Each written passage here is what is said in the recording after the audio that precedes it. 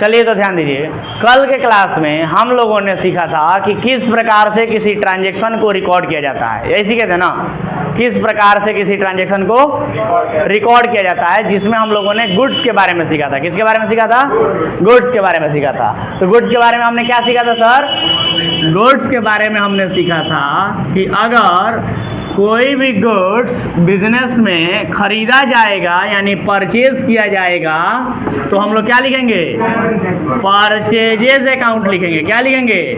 Purchases account लिखेंगे। और अगर किसी गुड्स को बेचा जाएगा यानी सेल किया जाएगा तो क्या लिखा जाएगा? सेल्स अकाउंट लिखा जाएगा। यही सीखे थे ना सर? यही सीखे थे ना? बोलो। लेकिन आज हम लोग कुछ अलग सीखने वाले हैं। क्या सीखने वाले हैं सर? तो सबसे पहले आगे कुछ भी बताने से पहले मैं आप लोगों से पूछना चाहूँगा कि गुड्स कल हमने समझाया था आप सभी को, क्या होता है गुड्स? बताइएगा, क्या होता है गुड्स? यस, जो बिजनेसमैन जिस वस्तु का भी बिजनेस करता है उस वस्तु को क्या कहते हैं? गुड्स कहते हैं। बिजनेसमैन जिस वस्तु का भी बिजनेस करता है वो वस्तु उसके लिए क्या होता है? गुड्स। लेकिन जैसे कि कल इनको हमने बिजनेसमैन बनाया था, राइट, और इन्होंने बिजनेस शुरू किया था किस चीज़ का? स्टेशनरी का। तो स्टेशनरी इनके लिए क्या था? गुड्स था। लेकिन स्टेशनरी के अलावा भी तो इन्होंने कुछ कुछ सामान खरीदा था ना अपने बिजनेस में। जैसे कि इन्होंने स्टेशनरी रखने के लिए रैक वगैरह फर्निशिंग करवाया था दुकान में, है ना, टेबल खरीदा था, चेयर खरीदा था, फैन खरीदा था, एसी खरीदे थे, है ना, खरीदे थे कि नहीं खरीदे थे? लेकिन क्या ये टेबल, फैन, एसी, चेयर, ये सब जो चीज़ें हैं, क्या ये गुड्स है इनके लिए? इनके लिए गुड्स नहीं है। आया बात समझ में? इनके लिए गुड्स नहीं है। इनके लिए ये सारे चीज़ जो है, टेबल, चेयर, फैन, एसी, ये सब जो चीज़ें हैं ये अदर एसेट्स हैं, दूसरी तरह की संपत्तियाँ हैं। आया बात समझ में? गुड्स नहीं है, क्योंकि उसका बिजनेस ये नहीं कर रही हैं। तो कंसेप्ट आज हमें यही सीखना है कि गुड्स को छोड़कर अगर कोई भी दूसरी संपत्ति खरीदी जाएगी या बेची जाएगी तो उसको कैसे लिखेंगे। आया बात समझ में? तो चलिए ध्यान दीजिए। तो हमारा टॉपिक आज के लिए यही है और वो कहता है कि अगर, देखिए एकदम सिंपल लैंग्वेज का प्रयोग करेंगे, हिंदी इंग्लिश मिक्स करके, ताकि समझ में सबको आए, ठीक है?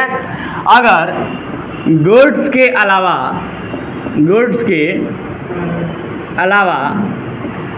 माने इनके अतिरिक्त, माने गुड्स को छोड़ के मान लो फर्नीचर, मशीन, ये सब चीज़ें है ना, गुड्स के अलावा कोई दूसरी संपत्ति, संपत्ति यानी एसेट्स, समझ रहे हो बात? कोई दूसरी संपत्ति यानी एसेट खरीदी जाती है, कोई दूसरी संपत्ति खरीदी जाती है, कोई दूसरी संपत्ति खरीदी जाती है, कोई दूसरी संपत्ति खरीदी जाती है तो उस संपत्ति का, संपत्ति यानी एसेट, उस एसेट का नाम लिखा जाता है, उस एसेट का नाम लिखा जाता है। आ रहा बात समझ में? उस एसेट का नाम लिखा जाता है। मतलब गुड्स खरीद रहे थे तो आप क्या लिख रहे थे? Purchase account. गुड्स बेच रहे थे तो क्या लिख रहे थे? Sales account. लेकिन फर्नीचर खरीदेंगे तो क्या लिखेंगे? फर्नीचर का नाम लिखेंगे। संपत्ति का नाम लिखा जाता है। आया लॉजिक समझ में?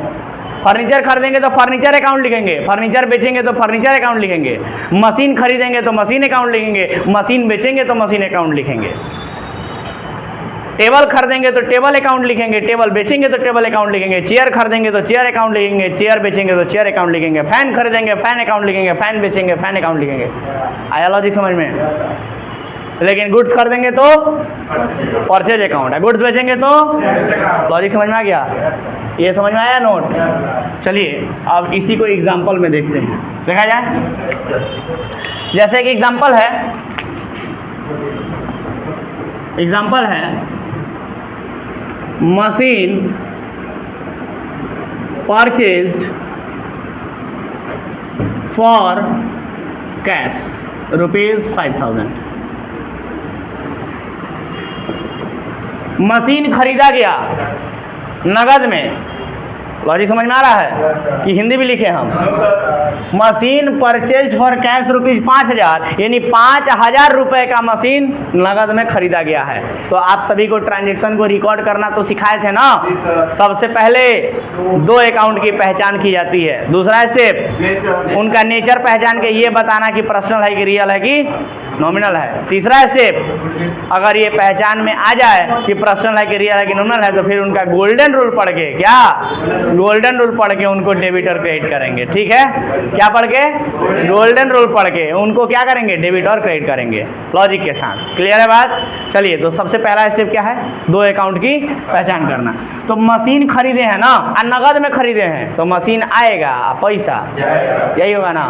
तो मशीन आएगा तो अभी हमने कहा था कि गुड्स को छोड़कर कोई भी दूसरी संपत्ति अगर खरीदी या बेची जाएगी तो उस संपत्ति का एक केवल यहाँ खरीदने का लिखे हैं क्या? खरीदी जाती है नहीं, खरीदने के साथ बेचा भी तो जाता है।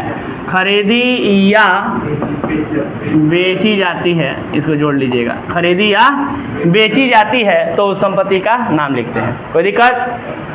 जैसे मशीन खरीदे हैं नगद में, तो मशीन आएगा तो मशीन अकाउंट। देखो अब इसी मशीन के उसके बाद कैश, अगर इसी मशीन के जगह पर गुड्स खरीदे होते हैं तो क्या लिखते हैं वहाँ पर? परचेज अकाउंट या कैश अकाउंट। तो शब्दों का इस्तेमाल देख पा रहे हैं कैसे होता है? कोई दिक्कत? चलिए, तो अब आगे बताइए। पहला स्टेप तो हो गया सर कि 2 अकाउंट का पहचान करना। दूसरा स्टेप इनका नेचर पहचाना। पहचानिए, एसेट मशीन क्या है? एसेट है और इसीलिए रियल अकाउंट है। कैश क्या है? एसेट है इसीलिए रियल अकाउंट। कोई दिक्कत? मजे की बात है कि दोनों रियल अकाउंट है, तो रियल अकाउंट का एक ही गोल्डन रूल से काम चल जाएगा जो कहता है डेबिट वाट क्रेडिट वाट। मतलब आता है तो डेबिट, जाता है तो क्रेडिट। क्या आता है, क्या जाता है?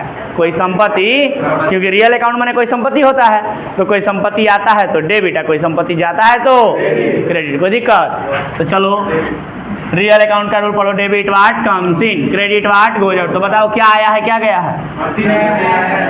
मशीन आया है और कैश। तो मशीन के आगे क्या लिखे?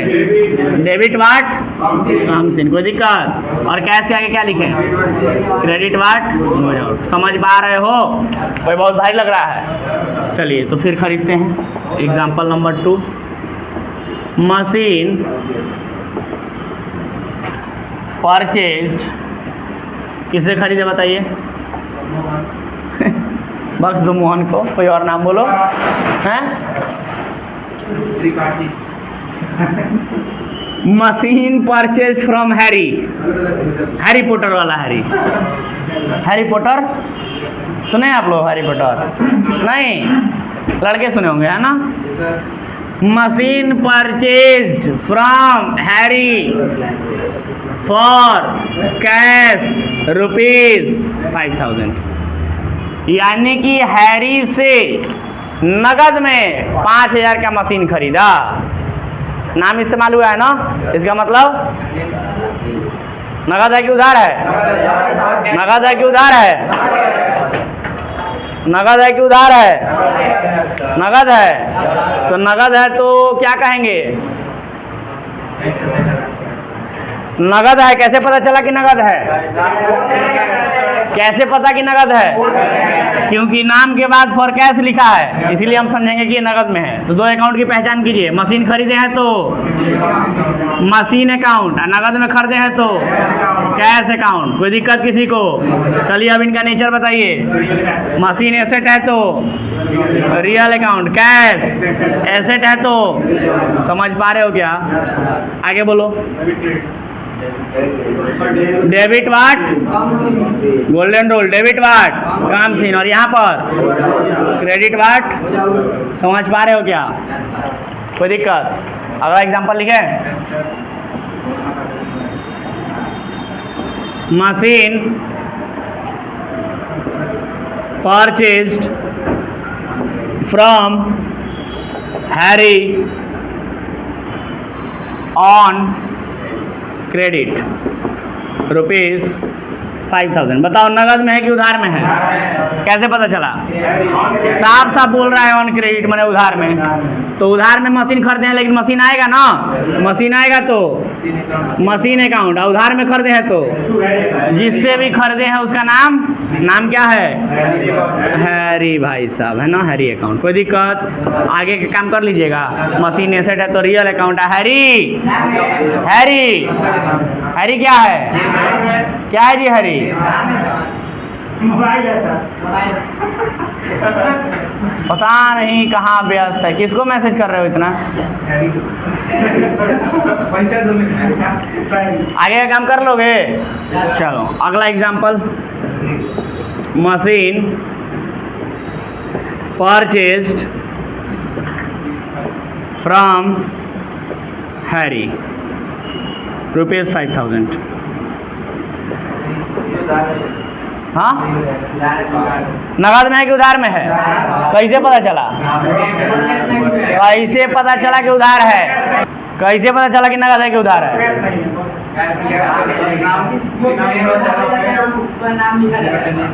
यहाँ पर किसी का नाम इस्तेमाल किया है, नाम के बाद फॉर कैश ये वाला वर्ड नहीं लिखा है नाम के बाद, है ना। जब किसी का नाम इस्तेमाल हो जाए और नाम के बाद फॉर कैश ना लिखा हो, इसका मतलब कि वो याद हो गया है अच्छे से? ठीक है सर। तो क्या लिखेंगे बताइए? मशीन अकाउंट और हैरी अकाउंट। कोई दिक्कत? चलो तो आगे काम कर लोगे? जल्दी जल्दी लिखो। और दो ठो एग्जाम्पल लिखना है। उधर पूरा लिखिएगा आप लोग, पूरा उधर पूरा ऊपर से नीचे तक, फिर इधर का पूरा लिखिएगा। और उधर का लिखा गया है सबका कि किसी का बाकी भी है? चलिए लिखिए जल्दी, बाकी है तो जल्दी लिखिए, जल्दी लिखिए, समय कम है।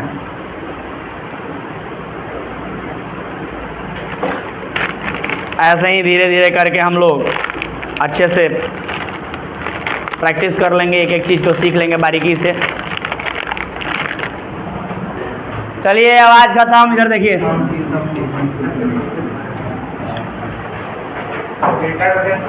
तो ये 3 एग्जाम्पल आप देख सकते हैं। हम लोगों ने मशीन से रिलेटेड 1 2 3 4 एग्जाम्पल देख लिया है ना जी।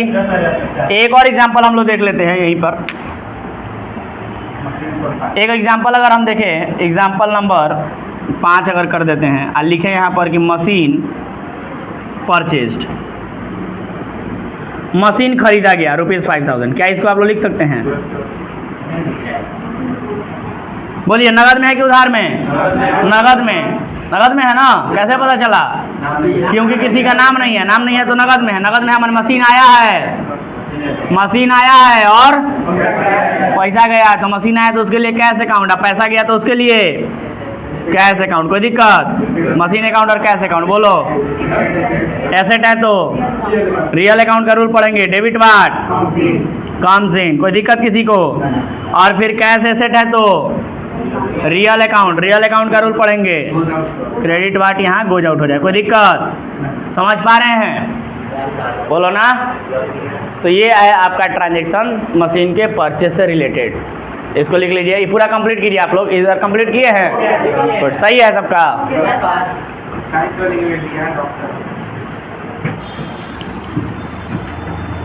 तो आपने अभी कंसेप्ट सीखा कि अगर गुड्स के अलावा कोई दूसरी संपत्ति खरीदी या बेची जाती है तो उस संपत्ति का नाम लिखते हैं। जैसे मशीन खरीदा तो मशीन अकाउंट, आया बात समझ में? उसी प्रकार से अगर हम कहें कि मशीन बेचा, यहाँ पर example number 6, machine sold for cash ₹10,000। 10,000 रुपये का मशीन बेचा, बता सकते हो? 10,000 रुपये का मशीन बेचा, क्या लिखेंगे? मशीन बेचे हैं तो कैश अकाउंट,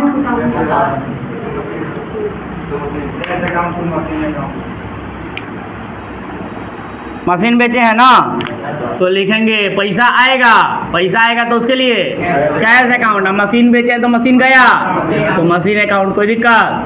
चलो कैश क्या है? एसेट है तो रियल अकाउंट, और मशीन ये भी एसेट है तो रियल अकाउंट। तो रियल अकाउंट का रूल पढ़ेंगे, डेबिट वाट क्रेडिट वाट, मतलब आता है तो जाता है तो क्रेडिट। तो क्या आया है क्या गया है? कैश आया है और मशीन गया है। तो कैश आया है तो उसके आगे क्या लिखें? डेबिट वाट, काम सीन, और मशीन गया है तो उसके आगे क्या लिखें? Credit what. समझ पा रहे हो? विदाउट अगला,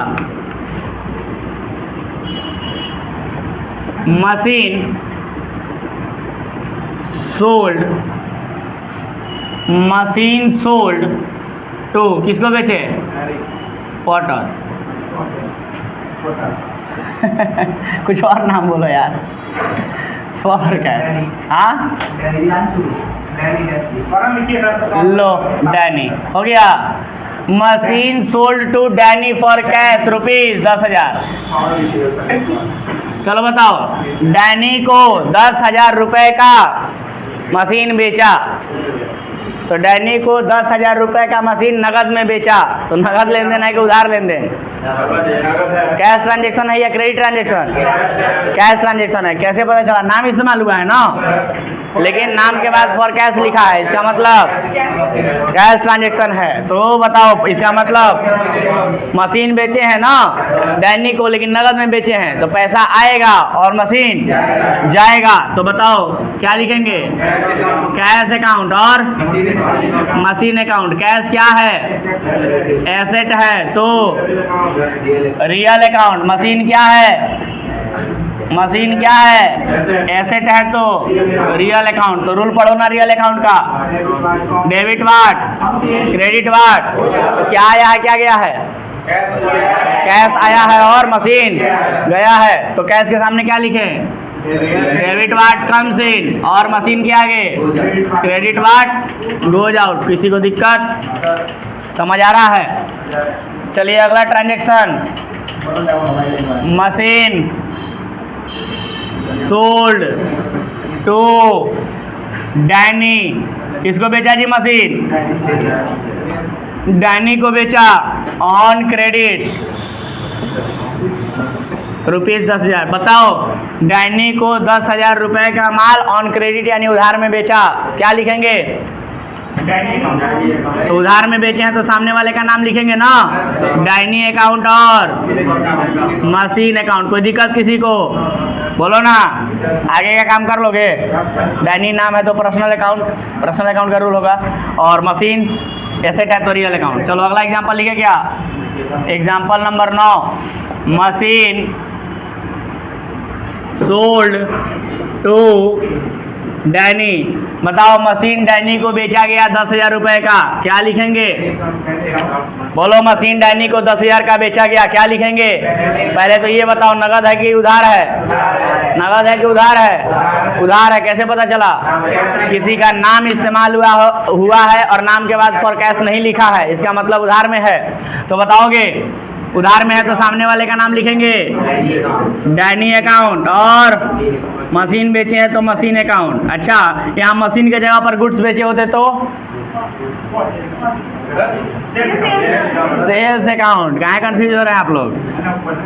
चलो, डैनी आगे नाम कर लोगे, नाम है तो पर्सनल अकाउंट, मशीन है तो रियल अकाउंट। कोई दिक्कत? चलो अगला देखो ट्रांजेक्शन, मशीन सोल्ड, मशीन बेचा गया। चलो बताओ, नगद है कि उधार है? नगद है कि उधार है? हाँ, नगद है। तो क्या लिखेंगे? पैसा आया कैश अकाउंट, मशीन गया मशीन अकाउंट। आगे का काम कर लोगे? बोलो ना, कोई दिक्कत? कंप्लीट करो। अभी के अभी ये आप लोग लिख लिए? चलिए, तो उम्मीद करें कि सही सही लिखे होंगे। वैसे तो मेन काम जो होता है 2 अकाउंट की पहचान करना, वो तो हम ऑलरेडी लिख दिए हैं। उसके बाद तो सब आसाने होता है। अकाउंट में पहचानने में मैक्सिमम लोग गलती करते हैं। तो आज आप लोगों के लिए एक और काम बढ़ गया। क्या? कि आज जो हमने बताया, ये गुड्स के अलावा दूसरा कोई एसेट गुड्स के अलावा कोई दूसरा एसेट। इन एसेट्स के बारे में आप लोगों को लिखना है, मतलब इन एसेट्स का ये जो है क्वेश्चन लिख के लाना है देख के, और आंसर अपने मन से लिख के लाना है। साथ ही साथ ये सेम ट्रांजैक्शन आप लोग लिखेंगे, सेम ट्रांजैक्शन लिख के लाएंगे, लेकिन मशीन जहाँ जहाँ वर्ड लिखे हैं, जहाँ जहाँ मशीन वर्ड लिखे हैं क्वेश्चन में, वहाँ हर जगह फर्नीचर होना चाहिए। क्या मशीन के जगह पर नहीं दोबारा, इसको तो लिखना ही लिखना है पूरा, मशीन को दोबारा से जाके लिख के लाना है घर से। लेकिन और 5 ट्रांजैक्शन आपको हम दे रहे हैं कि जहाँ जहाँ मशीन होगा क्वेश्चन में, वहाँ वहाँ चेंज कीजिएगा फर्नीचर, और फिर से फर्नीचर के लिए आंसर लिख के लाइएगा अपने से। जहाँ जहाँ मशीन होगा वहाँ फर्नीचर, यस टोटल 10 हो। आया बात समझ में? चलिए लिख के लाइएगा, मैं उम्मीद करता हूँ, और सही सही क्वेश्चन देख के लाइएगा, आंसर अपने मन से लिख के लाइएगा। मैं ईमानदारी से प्रयास करता हूँ, उम्मीद करता हूँ कि आप लोग लिख के लाएंगे। ठीक है, तो आज के लिए इतना ही, मिलते हैं अगले क्लास में, तब तक के लिए टाटा बाय बाय। ठीक है, मैं उम्मीद करूँ कंसेप्ट समझ में आया। ओके।